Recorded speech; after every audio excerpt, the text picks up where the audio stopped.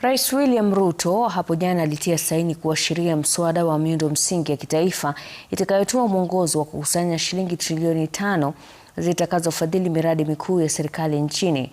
Akizungumza baada ya kutia saini sheria hiyo siku ya Jumatatu, Rais Ruto amesema mradi wa kwanza utakaofadhiliwa kupitia kwa mpango huo ni kuboreshwa na ujenzi wa uwanja wa ndege wa JKIA. Emmanuel To anaarifu.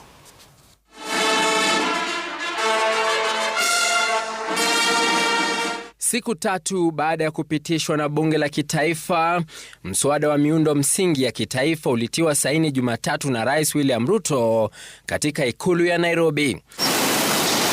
Rais akitangaza kuanza rasmi kwa safari ya Singapore ya kubadilisha hadhi ya Kenya na kufikia viwango vya mataifa tajiri zaidi duniani, mfuko huo ukitarajiwa kukusanya shilingi trilioni 5.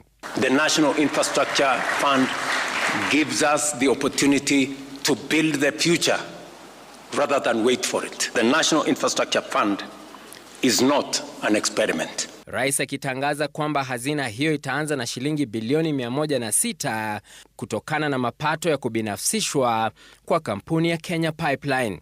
And tomorrow in the morning at 8, I will be at the NSC to ring the bell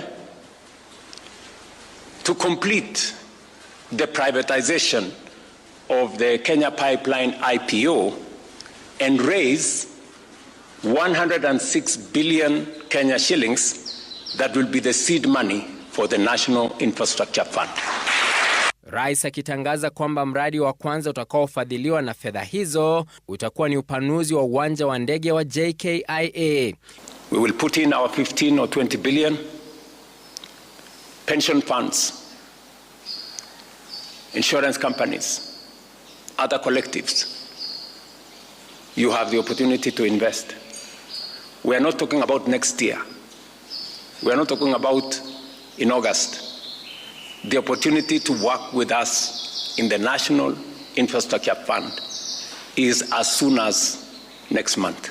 Rais Ruto aliyetetea sheria hiyo akisema mfumo huo umetumika katika mataifa mengine kama vile Nigeria, Ghana, Afrika Kusini, India na Uingereza ili kuepuka kukopa fedha za ujenzi ughaibuni. Sheria hiyo sasa inapisha kubuniwa kwa baraza la kusimamia hazina hiyo pamoja na bodi ya kuendesha shughuli zake za kila siku. These commercially viable agencies and enterprises will not be run by people with political connection. They will not be run by politicians who have not succeeded in their quest. Signing of the National Infrastructure Act into law is the wider delivery of the Kenya Kwanza Manifesto as approved by Kenyans in the last election, and this was a promise which was in black and white. Fedha hizo zitafadhili ujenzi wa reli, barabara kuu na miradi ya kawi ili kubadilisha taifa la Kenya kufikia viwango vya mataifa yaliyoendelea zaidi.